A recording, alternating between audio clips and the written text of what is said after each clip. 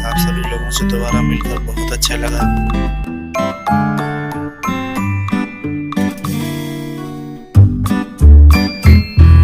तो कैसे हो आज आप सब लोग? वेलकम टू माय चैनल नानी की कहानी मामा की जुबानी। चलिए शुरू करते हैं एक और कहानी।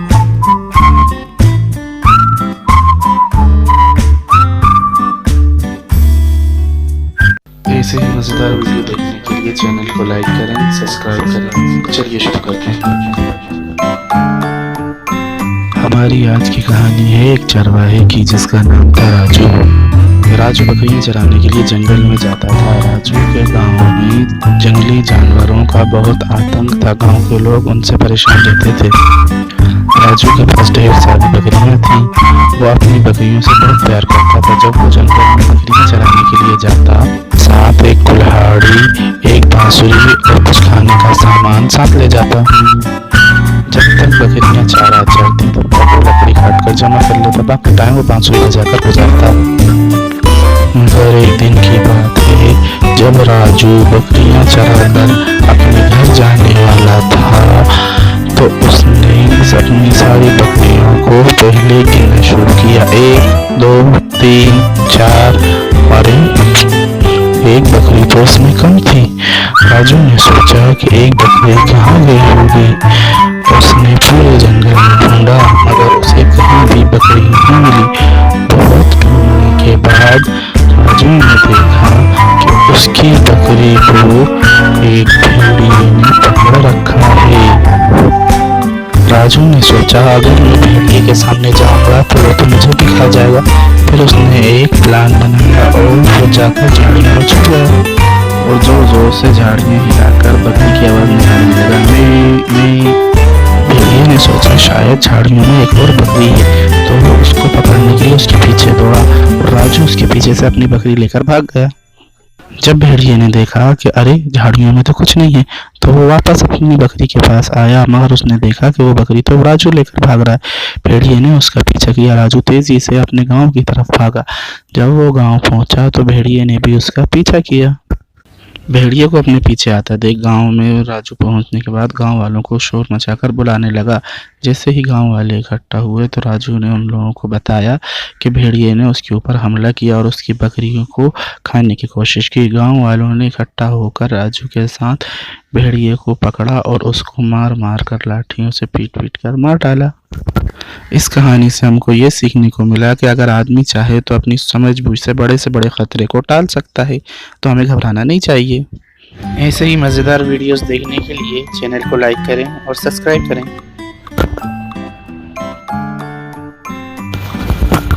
चंदा मामा कहानी सुनाओ ना। प्यारे बच्चों, मैं बस अभी आया, 1 मिनट। तो कैसे हो आप सब? चलिए शुरू करते हैं आज की कहानी। हमारी आज की कहानी है एक आइसक्रीम वाले की। एक गांव में एक स्कूल था। स्कूल में बहुत सारे बच्चे पढ़ते थे। स्कूल के बाहर एक आइसक्रीम वाला आइसक्रीम बेचा करता था। और जब भी स्कूल का हाफ पीरियड होता या छुट्टी होती तो बच्चे बाहर आकर उस आइसक्रीम वाले से आइसक्रीम खरीदते और बड़े खुश होकर खाया करते थे। आइसक्रीम वाला बहुत गरीब था, लेकिन उसे बच्चों को आइसक्रीम खिलाकर बहुत खुशी होती थी। लेकिन उसके स्कूल के बाहर एक बच्चा था जो रोज उस आइसक्रीम वाले को खड़ा होकर देखता रहता, मुरझाए चेहरे के साथ, दबी आंखों के साथ। बस वो उसको देखता और खामोशी से खड़ा रहता। आइसक्रीम वाला सोचता, अरे ये बच्चा मुझसे आइसक्रीम क्यों नहीं खरीदता है? ये रोज मुझको ऐसे ही खड़े होकर देखता है। ये चाहता है कि मुझसे आइसक्रीम ले, लेकिन कभी मांगता क्यों नहीं? एक दिन वो बच्चा स्कूल की छुट्टी कर लेता है और आइसक्रीम वाला बड़ा परेशान हो जाता है। वो देखता है, अरे आज तो वो लड़का नहीं आया। फिर वो उसको पूरे में ढूंढता है पर वो लड़का उसे कहीं नहीं मिलता। बहुत ढूंढने के बाद उसकी क्लास के बच्चों से उसे पता चलता है कि आज उस लड़के ने छुट्टी की है। तो फिर वो खामोशी से घर चला जाता है। अगले दिन जब वो देखता है कि वो लड़का स्कूल आ गया, तब वो उससे जाके पूछता है कि बेटा कल क्या हुआ था, आप स्कूल क्यों नहीं आए थे? तो वो लड़का बड़े रोते हुए बोलता है कि अंकल अंकल मैं ना बहुत गरीब हूँ, मेरी मम्मी जो है बहुत बीमार रहती हैं, मेरे पास उनकी दवा लाने के लिए, इलाज कराने के लिए भी पैसे नहीं होते, बड़ी मुश्किल से मैं उनकी दवाई का इंतज़ाम कर पाता हूँ। मेरा दिल करता है आइसक्रीम खाने का, लेकिन मेरे पास पैसे नहीं होते, इसीलिए मैं कभी नहीं बोलता कि मैं आइसक्रीम खाना चाहता हूँ, बस खामोशी से यहाँ से खड़ा होकर आपको देखता रहता हूँ। बच्चे की ये बातें सुनकर उस आइसक्रीम वाले को बड़ा दुख होता है, वो खामोशी से चला जाता है। रात को वो उसके घर की तरफ जाता है और जाके उसकी मम्मी से पूछता है कि भाई क्या हो गया, आपको लड़का जो है वो मुझे कल स्कूल में मिला था और वो मुझे ऐसा ऐसा बता रहा था। तो उनकी मम्मी कहती हैं कि हाँ मैं बहुत बीमार रहती हूँ, बड़ी मुश्किल से मेरी दवाई और इलाज हो पाता है और मेरा बच्चा अपना जी मार कर रहता है, हमारे साथ कोई इंसान भी नहीं है, हम लोग अकेले ही, मैं माँ बेटी एक ही घर में रहते हैं। तब वो कहता है कि चलो कोई बात नहीं, मैं आप एक काम करो, आप मुझसे कुछ पैसे उधार ले लो, उससे आप अपने घर का खर्च चला लो, थोड़े पैसे उसको भी देना ताकि वो लड़का कल मुझसे आइसक्रीम खरीद सके, और ऐसा करो कि बाकी के पैसे आप मुझसे कर्ज लेकर मुझी को दे दो कारोबार करने के लिए, मैं उसी से आइसक्रीम लेकर आऊँगा और उसी आइसक्रीम को स्कूल में बेचा करूँगा, और जब उस आइसक्रीम से पैसे आएंगे तो उसमें से मैं आपका हिस्सा आपको दे दिया करूँगा। तो उनकी मम्मी को ये बात बहुत अच्छी लगी और उन्होंने उनसे थोड़े से पैसे कर्ज के तौर पर ले लिए।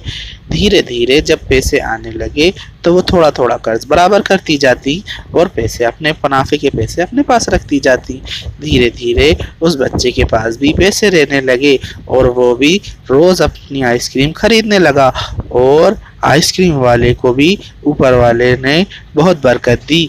एक दिन उसके पास 2 ठेले हो गए, फिर उसके पास 4 ठेले हो गए, फिर उसने स्कूल के अंदर आइसक्रीम की कैंटीन खोल ली, फिर उसकी आइसक्रीम शॉप हो गए और सब लोग हंसी खुशी रहने लगे। प्यारे बच्चों, इस कहानी से हमको ये सीखने को मिला कि हम एक दूसरे की मदद अगर करें तो हम अपनी ही मदद करते हैं और हम सब मिलकर आगे बढ़ सकते हैं। तो हमें एक दूसरे को नुकसान पहुंचाने की जगह, उनके रास्ते रोकने की जगह उनको सपोर्ट करना चाहिए। अरे अरे अरे कहाँ चले? इसी तरह के मज़ेदार वीडियो देखने के लिए हमारे प्यारे से चैनल को लाइक करें और अपने फ्रेंड्स और दोस्तों के साथ सब्सक्राइब करें और घंटी के बटन को भी दबाएं,